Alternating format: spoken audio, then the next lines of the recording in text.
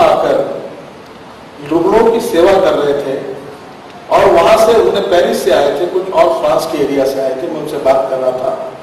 और वहां के 800 गांव उन्हें दत्तक लिए हैं और उन्होंने अपने जीवन के एक एक साल कोई पैसा न लेकर गरीबों के लिए सेवा करने के लिए दीनदयाल शोध संस्थान को दिए हैं।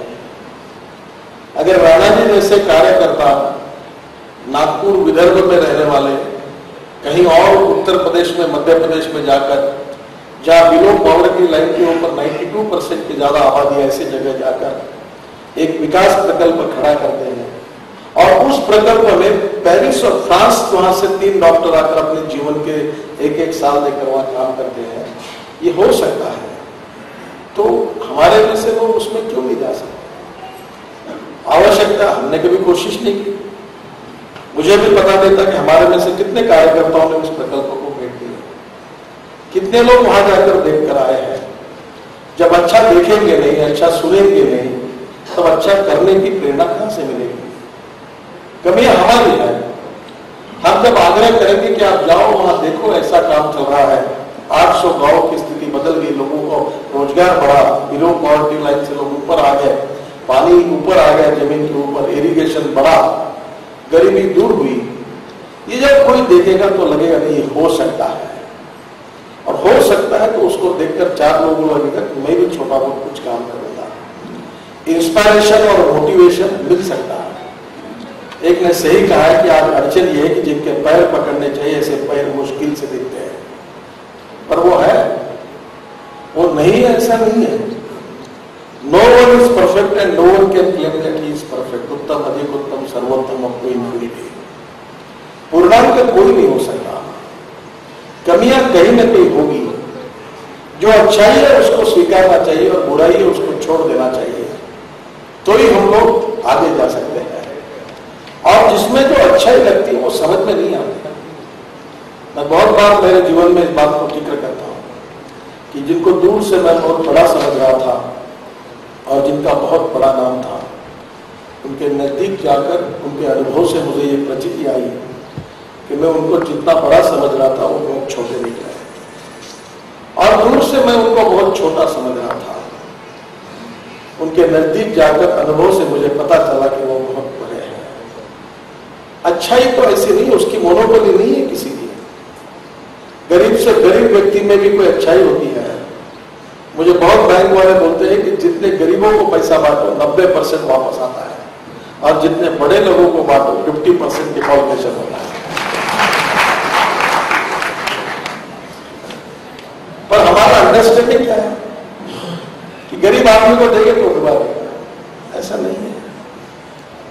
मुझे लगता है हम लोग कम पड़ रहे हैं, हमारी कमिटमेंट कम पड़ रही है। हमारी विचारधारा के आधार पर समाज और राष्ट्र के पुनर्निर्माण की विचार को लेकर हम जो काम करने वाले लोग हैं, वो हमारी बात पर आग्रह से काम करते करते कभी विचलित हो जाते कि बहुत समय हो रहा, हमको सक्सेस नहीं मिल रहा। मुझे पूरा विश्वास है कि इस अप्रोच से जाने में अंतिमता सक्सेस ही है, यश मिलने वाला है। और ये यश पत्रकारिता के क्षेत्र में तरुण भारत और भारत वाणी को भी मिल सकता है, और उसके लिए कुछ मैनेजर प्रबंधनों में भी सुधार करिए। मैं इलेक्ट्रिकल इंजीनियर नहीं हूं, मुझे कुछ नहीं समझता इलेक्ट्रिकल इंजीनियरिंग का, पर बेस्ट ऑफ द इंजीनियर जो चीफ इंजीनियर से लेकर रिटायरमेंट से 200 इंजीनियर्स मेरे साथ काम करते हैं। मुझे कोई इंजीनियरिंग का समझता नहीं, कंक्रीट का मुझे बिल्कुल नहीं समझता।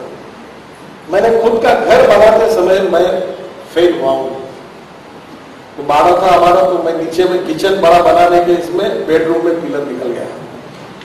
पर दुनिया में कंक्रीट का काम हिंदुस्तान में लिम्का बुक ऑफ रिकॉर्ड में मेरा नाम लिखा गया कि number 1 person in concrete.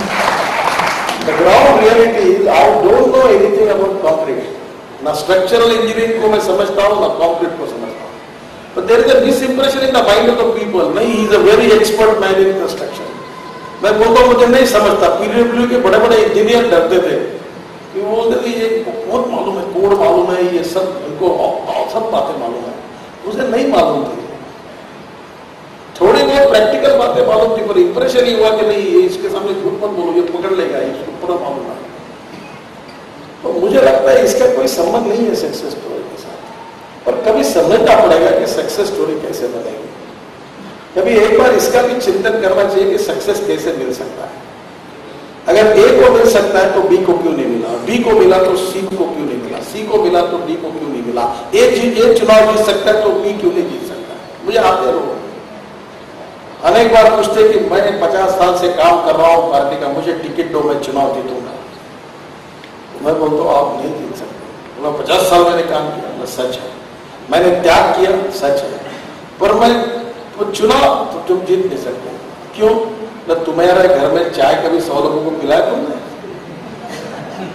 Police station में रात को तुम्हारे घर में आया जमानत करने के लिए तो दरवाजा बंद किया ना तुमने? हो गए तुम आदर्श कार्यकर्ता। और उसके लिए जमानत के लिए गए थे क्या पुलिस स्टेशन कभी फोन किया था? नहीं, मैं गलत आदमी के लिए कभी फोन नहीं करूंगा। तो गलत आदमी तो 50% से ऊपर है, तुमको वोट क्यों ना?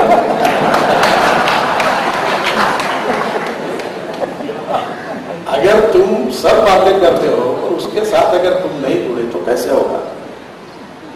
तो कभी कभी मुझे लगता है कि सक्सेस स्टोरी बनाने में भी हमें अपने आप में भी कुछ बदल करना होगा।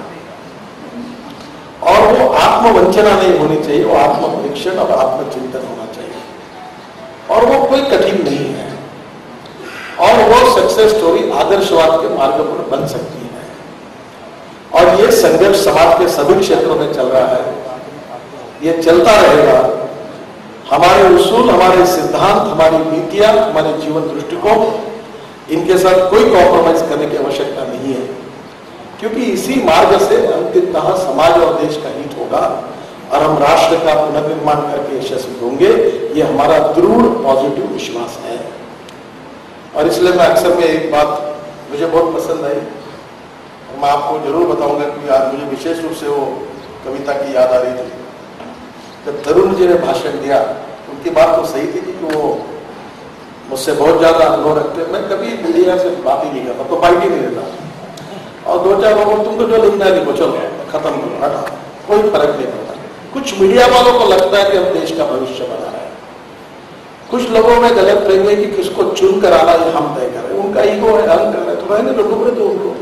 अगर ये इतने क्षमतावान रहते तो खुद चुनाव लड़के क्यों नहीं जीत सकते? ऐसा नहीं है। देखिए, जो चले हत्ती के बाजार कुत्ते वो कहेगा। जिसको भोगना है उसको भोगने दो, जिसको चलना है उसको चलने दो। अपना मार्ग लेकर हम चलते रहो।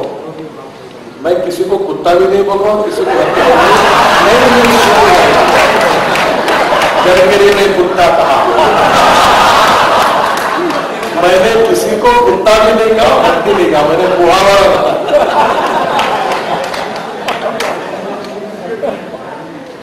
कभी कभी आजकल बड़ा संभल कर बोलना पड़ता है, न बोला हुआ भी छप कर आता है।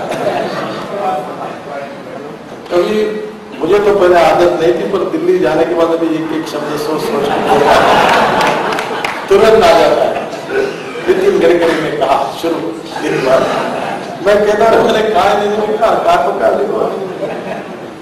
मुझे लगता है कि कभी कभी क्या जो चल रहा है उससे विचलित नहीं होना चाहिए। वो गीता साहब बहुत अच्छा है। खाली हाथ आए थे, खाली हाथ जाना है, क्यों रो रहे हो, तुमको क्या कमाना है, तुम्हारा भाई क्या कुछ नहीं था तो जा खाया पिया कुछ नहीं, क्लास पढ़ा, चलते रहो। इतनी चिंता क्यों करते हो? और मुझे लगता है कि चलते रहना चाहिए और जो हमारे मार्ग पर चल रहे उसी पे चलते रहना चाहिए और उससे निश्चित रूप से हमारे कर्तव्यों का पालन करते रहे। मुझे विश्वास है कि हम जीत की ओर जाएंगे, हम परिवर्तन करेंगे और देश और समाज को उस दिशा में निश्चित रूप से लेकर जाएंगे।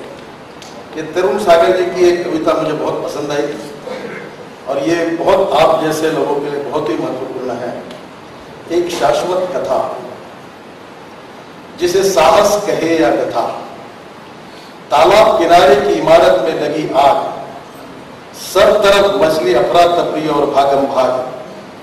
कुछ लोगों ने आग पर पानी डाला और कुछ लोगों ने आग से घिरे लोगों को बाहर निकाला। सबने किया वो जो था जिसकी पहुंच में।